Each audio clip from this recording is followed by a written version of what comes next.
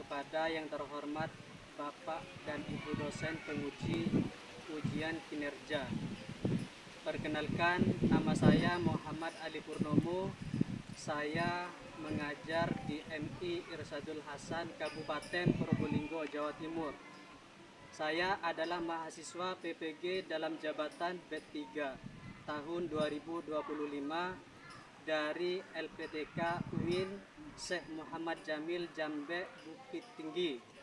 Hari ini Selasa tanggal 7 Oktober 2025, saya akan melaksanakan praktek pembelajaran dalam rangka penilaian uji kinerja dengan menggunakan model pembelajaran PBL pada materi Aku Anak yang Disiplin kelas 4 di MI Irsadul Hasan, Kabupaten Probolinggo, Jawa Timur.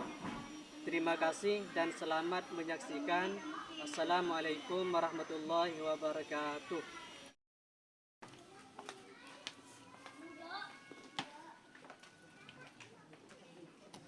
Sudah siap anak-anak masuk kelas? Siap!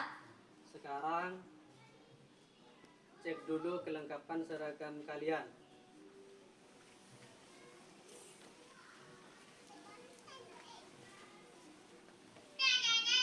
Lengkap?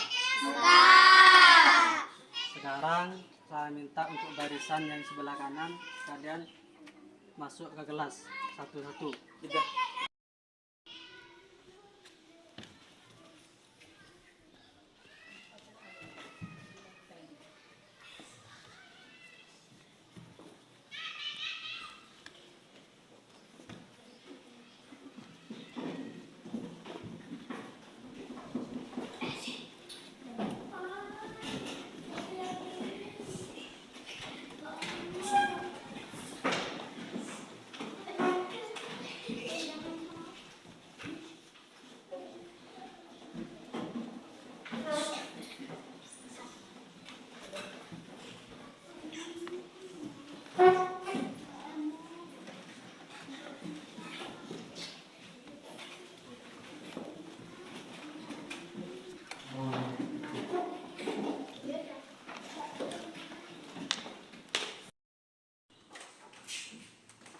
Assalamualaikum warahmatullahi wabarakatuh.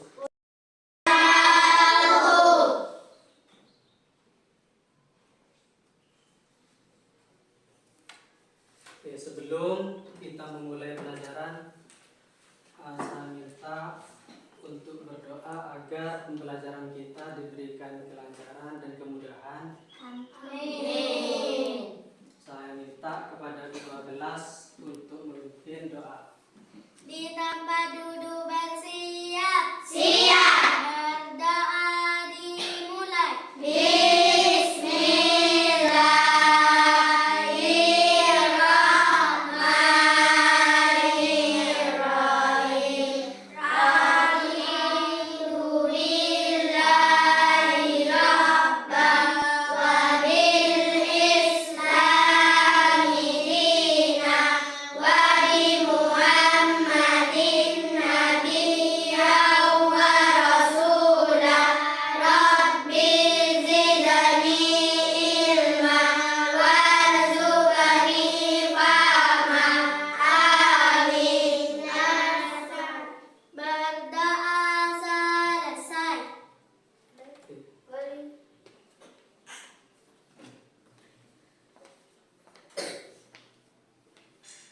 Sekarang kita nyanyikan lagu Indonesia Raya sebagai lambang bahwa kita itu adalah warga Indonesia.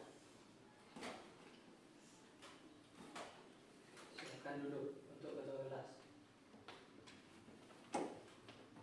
Indonesia Raya. Persilakan untuk Tutup. 1, 2, 3. Indonesia tanah airku, tanah tumpah darahku.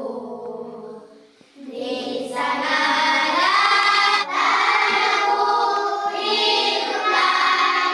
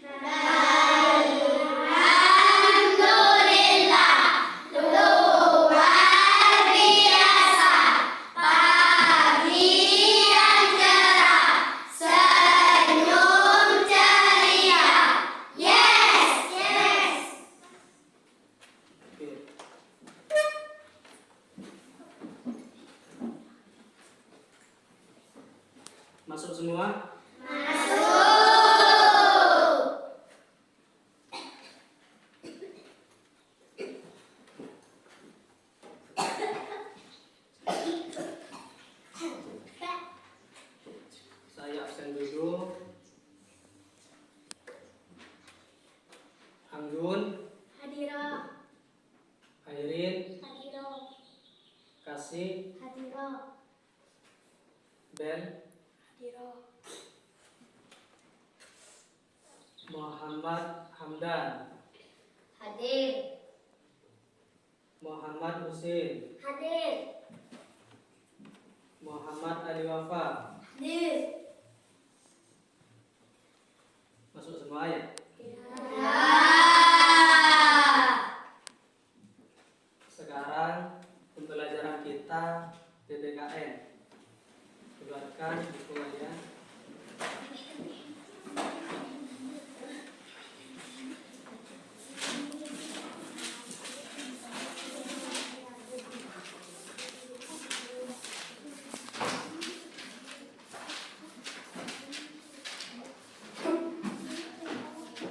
Buka halaman 66.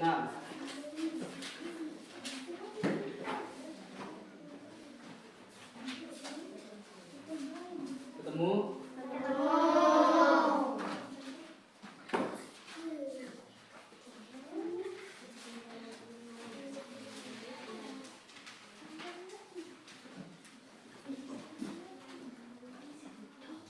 Oke, sebelum kita memasuki ke materi kita hari ini, yaitu tentang aku anak yang disiplin. Ada?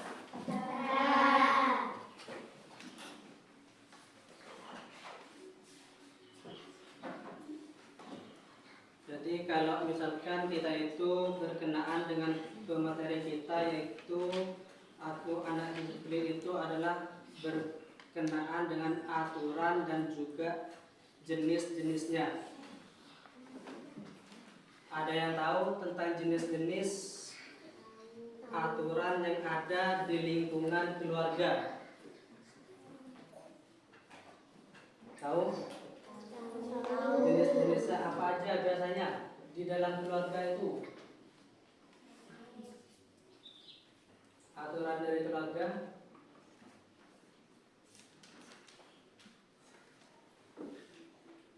Jadi kalau aturan itu ya, kalau di dalam keluarga itu misalkan di situ ada sikap sopan, ya. Berarti di situ kesopanan yang diterapkan dalam mana? Berinteraksi, ya. Khususnya kalau di dalam keluarga itu interaksi kepada kedua orang tua, kemudian kepada kakak-kakak kalian. Punya kakak kalian? Punya. Jadi kalau misalkan di dalam keluarga itu harus memakai akhlak yang baik ya, kepada khususnya kepada orang tua, ya. Ya. Itu biasanya ketika kalian itu berangkat dari rumah sekiranya tidak terlambat, ya. Ya. Jadi kita itu harus apa namanya? Tepat waktu, ya. Ya. Kalau bahasanya. Jadi datang ke sekolah itu harus tepat waktu, tidak boleh terlambat, ya. Ya. Kaos kaki dan juga seperti itu untuk menjaga kebersihan Lingkungan. lingkungan. Masyarakat atau lingkungan. Ya, harus menjaga kebersihan masyarakat agar supaya masyarakat kita tidak tercemar, ya. Tidak tercemar, ya.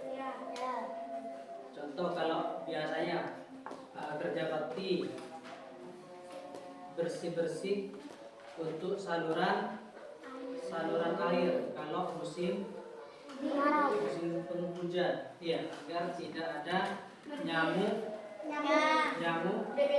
malaria, ya, ya. Itu tujuannya.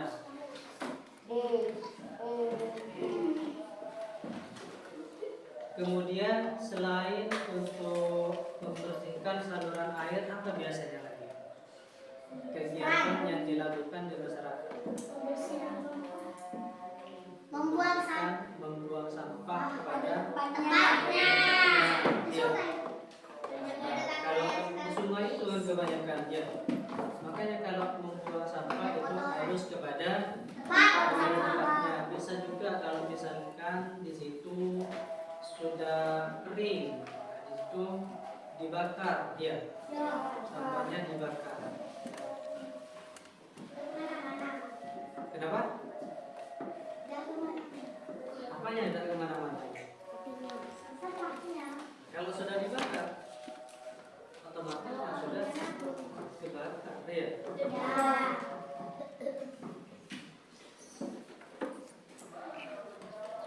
Kemudian yang ketiga adalah misal ya ada orang luar ya atau ada tamu yang tidak dikenali ya. Kemudian bertamu sehingga tamu tersebut tidak pulang-pulang sampai 24 jam ya. Kalau sudah sampai 24 jam maka itu harus melapor kepada ketua RT ya, karena ada orang luar ya atau orang tidak dikenali ya bertamu kepada kita, maka kalau sudah lebih 24 jam kita harus melapor ya. Dilaporkan, takut orang itu orang jahat ya. Takut terjadi apa-apa di desa ya atau di wilayah kita ya, itu harus dilaporkan ya. Kemudian menjaga ketenangan lingkungan ya. Kayak kemarinnya yaitu kan kebanyakan banyak begal ya kayak ya. Berarti kalau sudah banyak begal atau banyak penculikan anak, berarti di wilayah itu berarti sudah tidak aman ya. Sehingga ketenangan warga atau masyarakat itu mulai takut ya, mau keluar takut sudah ya, takut diculik ya, banyak hal yang dikhawatirkan kalau kayak apa itu ya. Makanya masyarakatnya sudah tidak tenang ya. Kalau tidak tenang maka di situ harus dijaga juga ya. Kan tidak mungkin kalau kita itu menjaga ada penjahat masuknya ada, kalau sudah dijaga ya.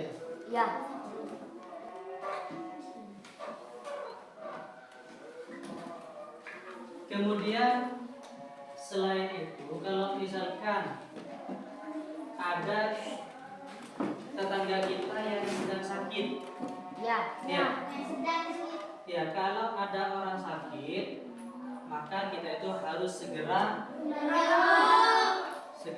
menjenguk ya.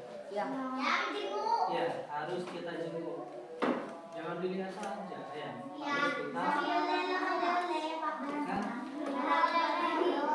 Harus bawa oleh-oleh.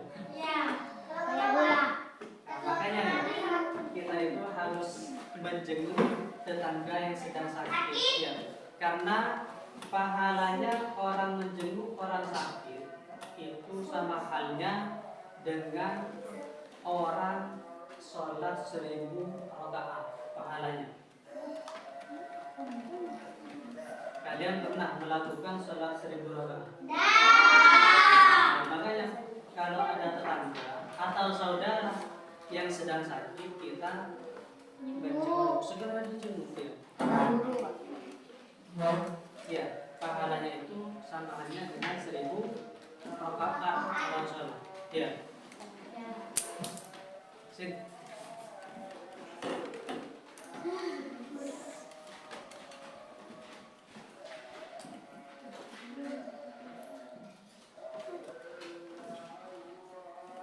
Sekarang pertanyaan?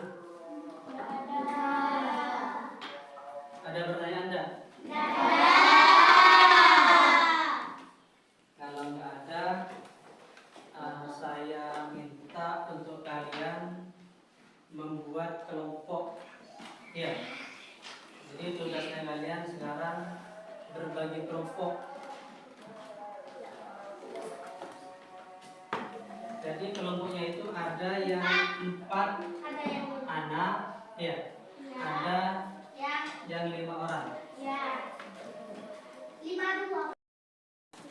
Kita bagi kelompok untuk kegiatan di rumah dari pagi sampai malam.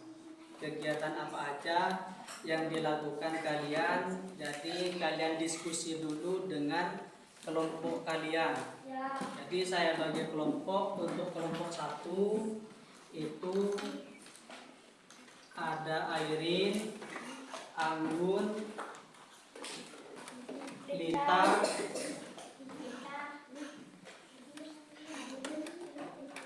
Vika sama Dais. Itu kelompok 1. Ketuanya adalah Dais. Kemudian untuk kelompok 2 itu ada 4 anak, di antaranya adalah Husin, kemudian Muhammad Arfin, Muhammad Hamdan, dan juga ada Muhammad Ali Wafa. Itu kelompok 2. Ketuanya Husin. Ya. Kemudian untuk kelompok 3 di sini ada 5 anak, yaitu Gilfa, Yuyun, Ulan,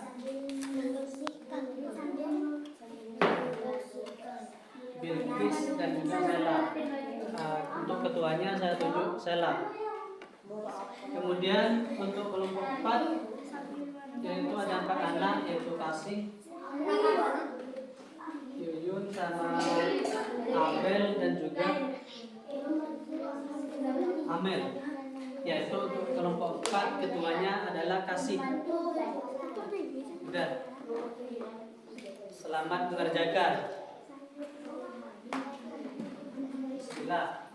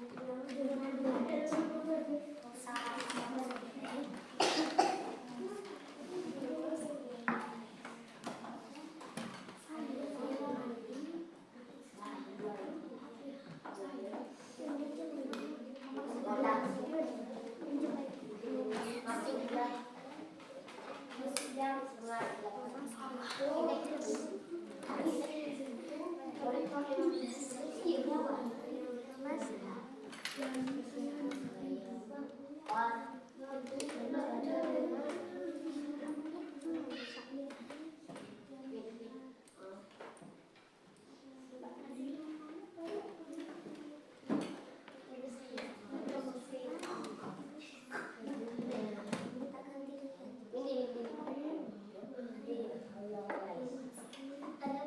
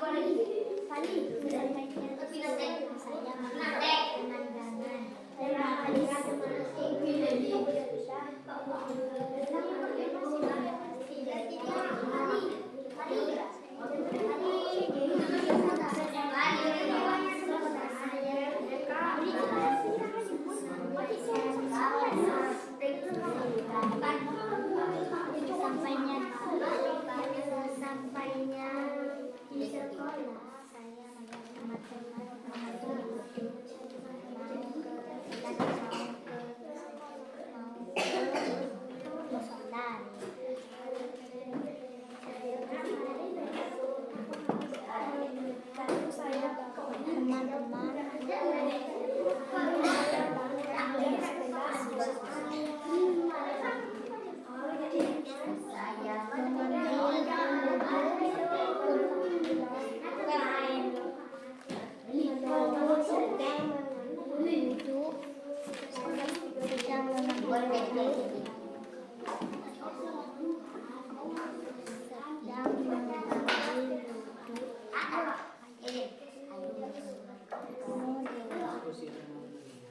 si Adi bersekolah dan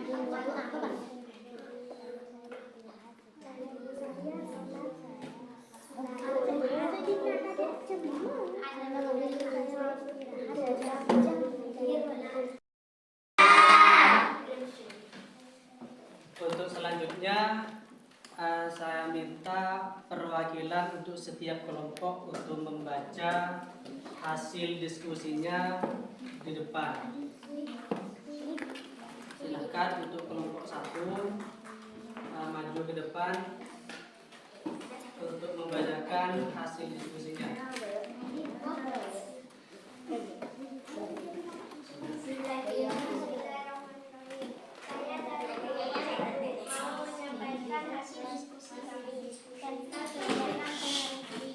Saya bangun jam 4 lalu saya mengambil wudhu untuk salat subuh.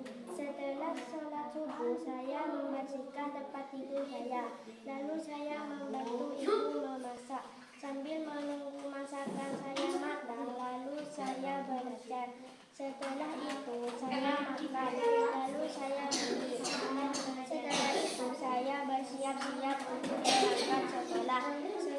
Sesampainya di sekolah, saya melihat teman-temanku sedang mengambil wudhu untuk salat doa. Setelah salat doa, bermasuk pun berbunyi. Setelah itu saya membaca bersama. Sesudah membaca bersama, saya pun belajar pelajaran matematika. Sesudah itu beristirahat pun berbunyi. Lalu saya memberi makanan masuk berbunyi.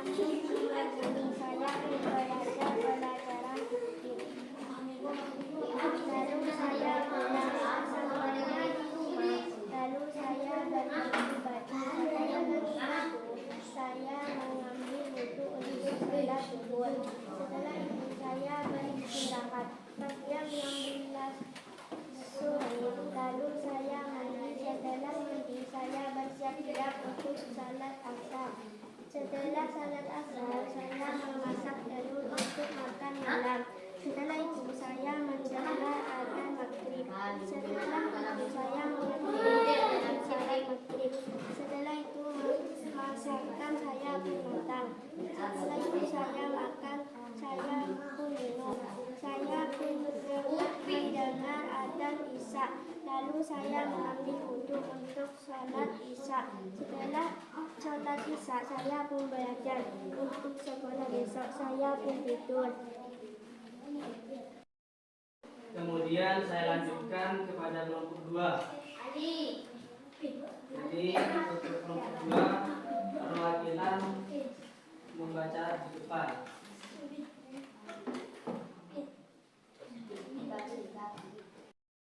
Saya dari kelompok 2 menyampaikan hasil diskusi kami tentang kegiatan di rumah. Saya bangun jam 4 subuh, terus saya ambil wudhu, terus saya sholat subuh, terus saya membersihkan kamar tidur saya, terus saya membantu ibu memasak, terus saya mandi untuk persiapan sekolah. Setelah mandi, saya memakai seragam, terus saya makan. Selesai makan saya berangkat sekolah. Sesampainya di sekolah saya sholat duha. Setelah sholat duha saya melaksanakan upacara bendera merah putih. Setelah selesai upacara, terus saya masuk kelas belajar pelajaran bahasa Indonesia. Terus diterangkan oleh guru saya. Setelah itu saya pulang sampainya di rumah. Terus saya tidur. Setelah bangun tidur saya mengaji. Sudah. Sudah. Pada kelompok 3.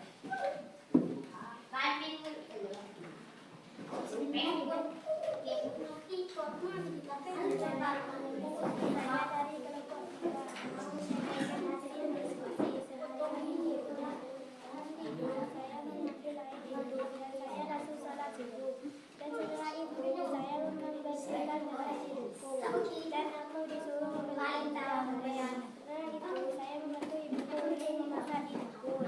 Setelah itu ibuku juga dan aku mengambil air wudhu dan sholat. Setelah saya langsung istirahat di rumah. Dan kepada kelompok 4. Maju cepat.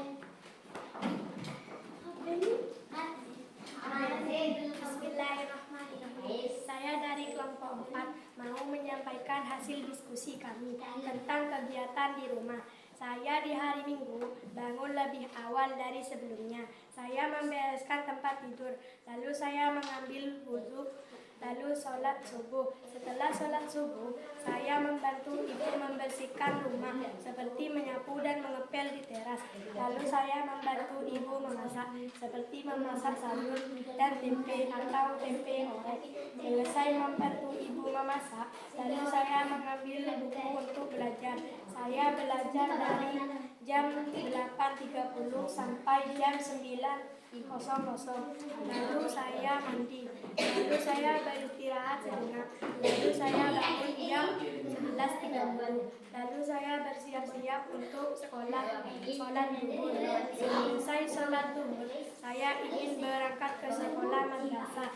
Setelah pulang sekolah madrasah di jam 14.30, saya pun makan. Selesai makan, saya pun minum.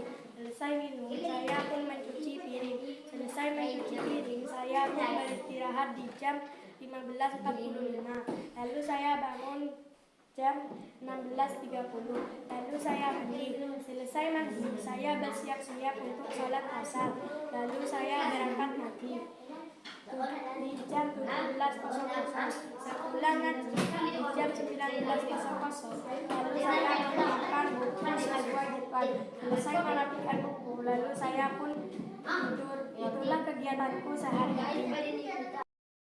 Berkelompok itu sudah selesai. Kemudian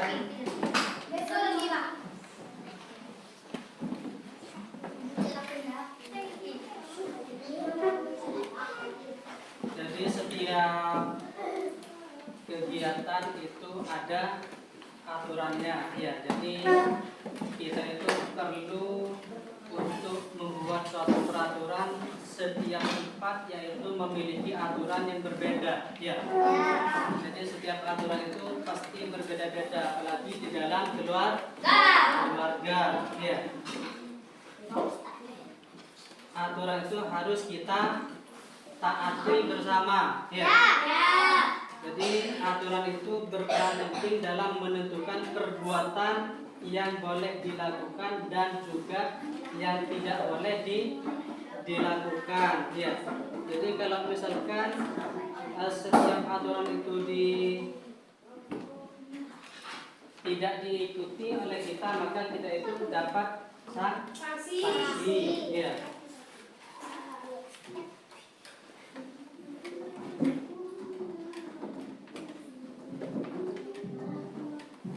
Kemudian ada hal-hal yang dapat terjadi jika ya peraturan itu tidak dilaksanakan. Yang pertama itu akan hilangnya rasa empati kepada sesama manusia.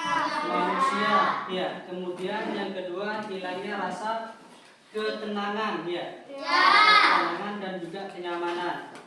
Kemudian yang ketiga mudah terjadi keributan. Itu kalau tidak ada peraturan, ya. Dan juga yang keempat, hidup itu tidak teratur tanpa adanya peraturan. Jadi itu kesimpulan dari kedisiplinan yang tadi kita pelajari bersama. Dari itu mungkin ada pertanyaan?